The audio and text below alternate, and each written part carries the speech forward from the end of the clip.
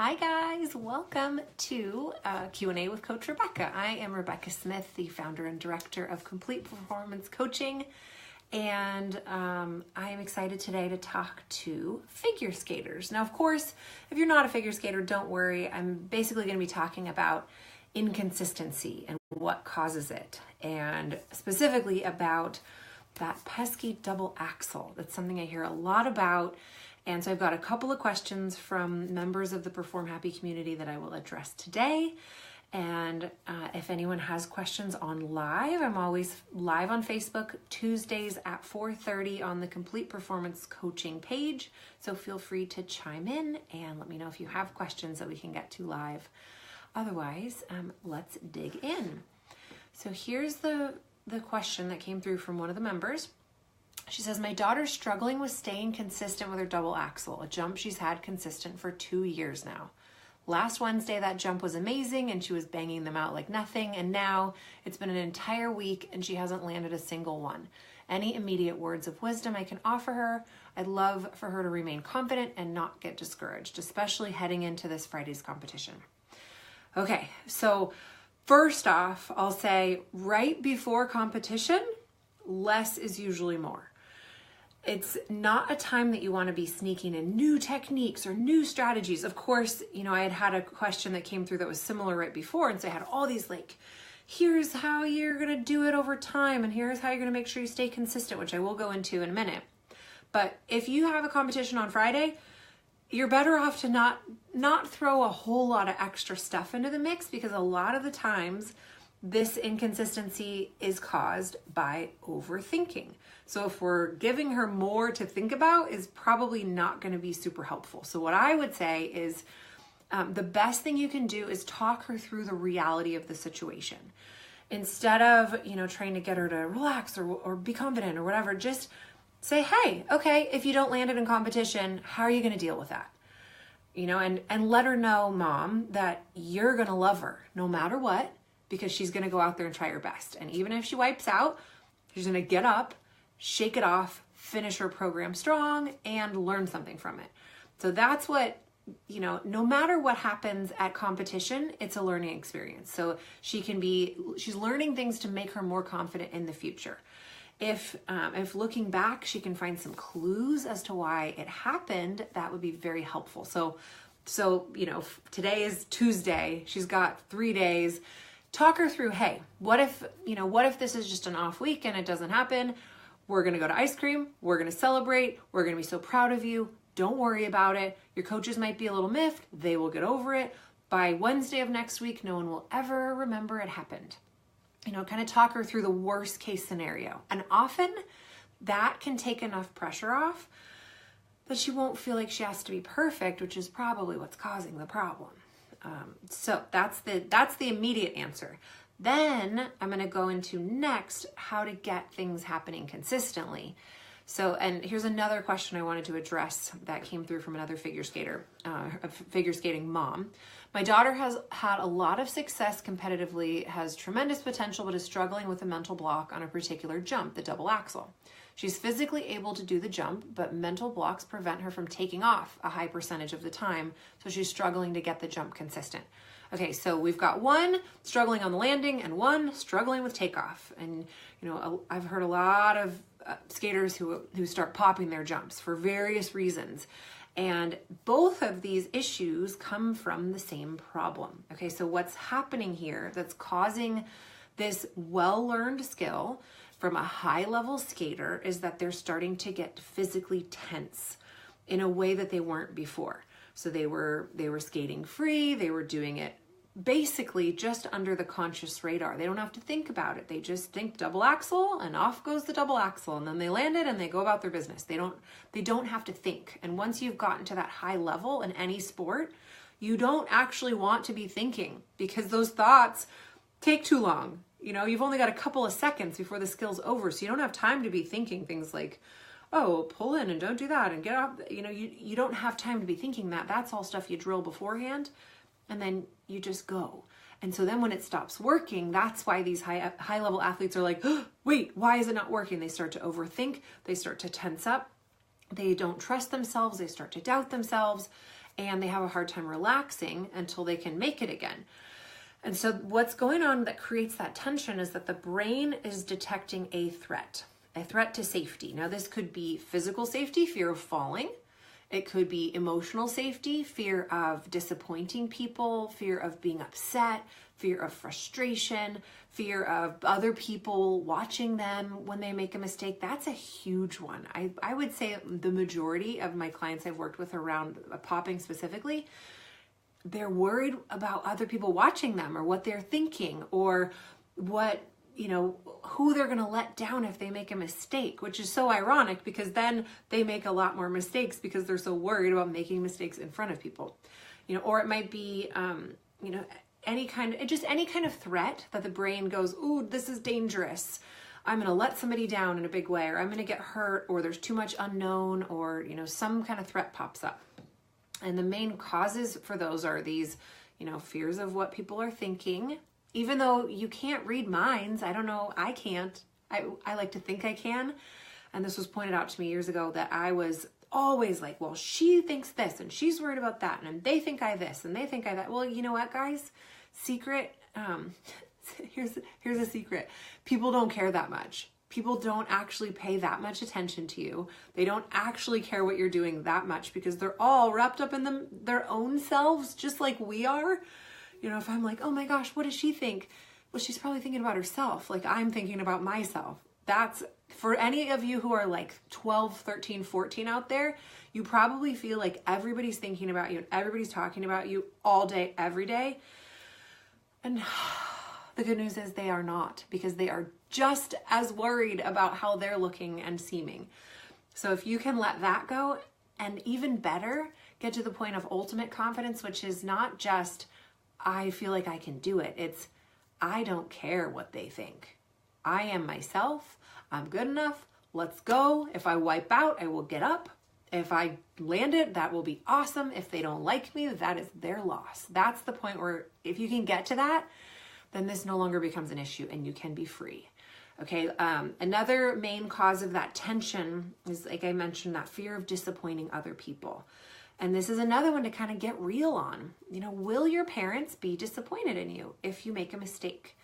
If so, chat with your parents, because that's not the point. Perfection is not the point. And I know, like, I'm talking to an audience primarily of type A, perfectionist athletes, gymnasts, swimmers, figure skaters.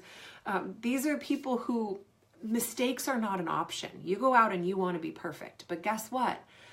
We are human and we're not perfect. And I hate that just as much as the next person. I wish I could be perfect. I wish I could take every course and have every class and do every, workshop until I get perfect. But guess what? It's not possible. So the more that I can navigate that fact gracefully and let it go when I make a mistake, the happier I will be. And you guys who are competitors, same deal. Everybody makes mistakes, and the people, those true champions, are the ones who keep getting up.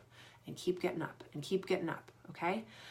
So then there's the fear of injury. Now, if that's real for you, then do what you got to do, even if you feel ridiculous, crash pads and helmets. And I know those are not things that everybody likes to do and there's stigma, but if that's what's preventing you from having a strong takeoff is the fear of falling, do what you need to do to make sure that that risk is mitigated and that risk is taken down so that your brain can relax a little bit and let your body relax and do what it knows how to do. So if you're like, I've been doing this for 2 years, I'm not going to put a helmet on, give it a shot, don't do it like in the heat of the session where everybody is that you're competing against, but consider it. If the fear of injury is real, maybe you've been falling on that same hip and it keeps hurting and you're kind of just like sick of feeling that pain, then do what you got to do to take it down a notch and see if that can help. High expectations. A lot of the time going into competition, if you expect perfection, then you start to melt down in the week or month before. So again, you focus your energy into practice, putting in the best you can, and then at competition, you just show up and do what's in there. Do what's been automatically installed in your body and then be ready to let it go if there's mistakes. Negative thinking. This is a huge one, especially after, like Wednesday, she's knocking them out. She's doing great. And then Thursday, wait, where's my landing? What's going on here? Well, think about the thinking, like, oh my gosh, what happened? Am I going to be able to make it this weekend? What if I don't? And you go into that what if thinking as soon as that mistake happens, which then builds. And then the next day, oh, am I going to make them today? What if I don't? And then, so that's the type of thinking you want to become really aware of, is what is it that happens in my mind when this starts to go south? And that's the first thing that I want to tell you. I'm going to give you basically a 5-step process of how to create more consistency in your life. The first one is get aware. So you have to figure out what it is that causes it. So what are the things that get it started? What was she doing on Wednesday that was allowing her to thrive? What was she focusing on? Who was she training with? What was going on in the environment? What was school like? What was happening Wednesday that was working? And then what was going on Thursday, Friday, Saturday, Sunday, Monday that was not allowing her to thrive? What was she thinking about? What was she paying attention to? What was she focused on? What was she worried about? What was going on in school with friends? Dig in and figure out what are the clues about what's not working. Because there's obviously something that's not working. And I say this all the time, but it's not random. It's never random. You can always track it back and find the clues. And that's where you get your power. So to go, oh, as soon as I started focusing on that, things went south, and then I got negative, and then I was tense, and then I was worried, and then I was bummed, and I wasn't sleeping, etc., etc. Okay. So then you want to, just check in. What was the extra stress? Was there a weird fall? Was there a break in concentration? Figure out what gets it started. Get your awareness up. That's the first part. Okay. Number 2, have a plan. Okay. So we want to get rid of the unknown. So if you make a mistake, what will you do? Okay. If you fall in practice again, how will you reset? Have a bounce back routine. What's the worst that could happen? How will you cope? If you've got all of those things organized, then you just go, okay, I fell. Now it's time to do my bounce back routine. Great. Let's reset and try again. If your brain has got this unknown of, oh my gosh, what if I fail? It will be the worst thing ever. Then it creates all this tension. Whereas if you just go, okay, let's look at reality. If I make a mistake, I'll respond this way, then I will do this next, and then I will do this next, and then we'll all get over it. Then that doesn't seem so terrifying, right? Okay, number 3, break it down. So I actually like to have people write out bullet points of, basically teach me a double axel. Write out, skate backwards on your right foot, glide backwards, step forward onto your left foot, kick through, air position, landing, blah, blah, blah. So you write out all the little steps and then go back through and look at it and go, okay, where's the weakest link? What's the point where my confidence is not high? Is my head in the wrong place? Is it my rotation? What is it that's missing here? And you might need your coach to put some, get some input on this. What's the place where it looks like I'm losing confidence? Where can your coach tell if you're going to go for it or not, or if you're going to land it or not? And break it down and then figure out what is going to be that one focus you're going to have. Okay. So you're going to zero in on the solution of making that skill better, that one correction. So you're not in the future, you're not in the what if I fall or what if I don't take off, you're not in the surrounding area of who's watching me and what are they thinking.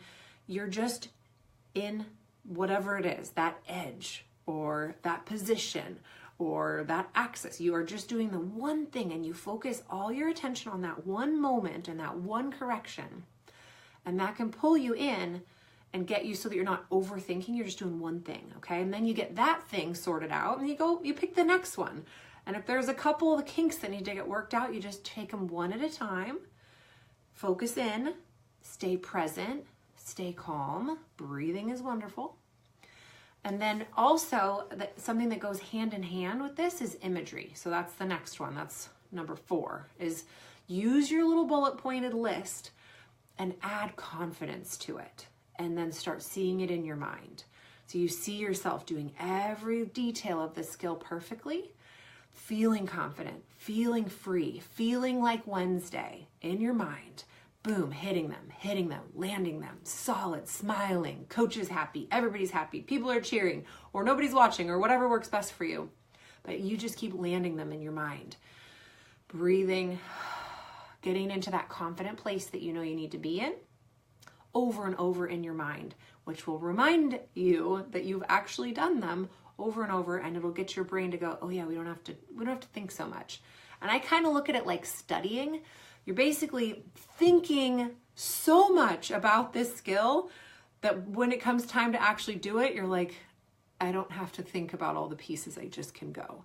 You know, I've crammed over and over. I've thought about every single thing. I do this with swimmers. You know, we've thought about every single stroke for every single lap. So when you get in the pool, you do not have to think about it. You just get in and swim. You know, if you've broken your skill down and you've really dissected it and looked at it and confidence and you felt it and you've seen it from every angle and inside your own mind and you felt it with all of, you know, you felt the cold and the landing and the confidence, then you can just go try it. And then then we address negative thinking. Okay, so that thinking, you got to get a handle on what is it. Keep a thought log. Neutralize negativity. For those of you guys who are in the Perform Happy community, I have both these exercises in there. You know, neutralizing negativity, and then also a detailed thought log that can help you lock it in, figure out what is it that you're thinking that's sending you sideways, and then what is it that you're thinking that's helping you. Making sure that you turn those thoughts around and getting the right ones in place that are actually going to be helping you. And then repeat. Okay, so then you go back to the beginning and increase your awareness and figure out, okay, I tried one, it didn't work. Let's look at why. Okay, this piece wasn't confident. Great, let's fix it. And then we're going to do imagery, and we're going to check your thoughts and make sure that any of those extra stressors have a plan and you can handle it. And then you also let go of that need to be perfect and just go and have a little fun. You know, really, competitions, everybody puts so much emphasis on competition, but really the way I look at it is it's just a check-in. It's how is my training going? Okay, good, we got more information. Now go train again. And then we do a little check-in. How's my training going? Okay, good information, back to training. And if you can look at it that way, like it's not this big end of the world thing, but it's just a check-in that will guide your training, it takes a lot of the pressure off, which gets rid of that tension and allows your body to do what it knows how to do. So hopefully that helps some of our figure skating friends out there. If you guys have questions, you can always reach out to me at rebecca@performhappy.com. If you want to join us in the community and have access to me for questions like this all the time through our Facebook group, our private Facebook group, or through the online forums, you can join us at performhappy.com. And we also have unending live trainings and courses on everything from anxiety to building confidence, mental toughness boot camp, everything you'll need to get from where you are to where you want to be. All right, guys, I'll see you again next week. Thanks for joining me.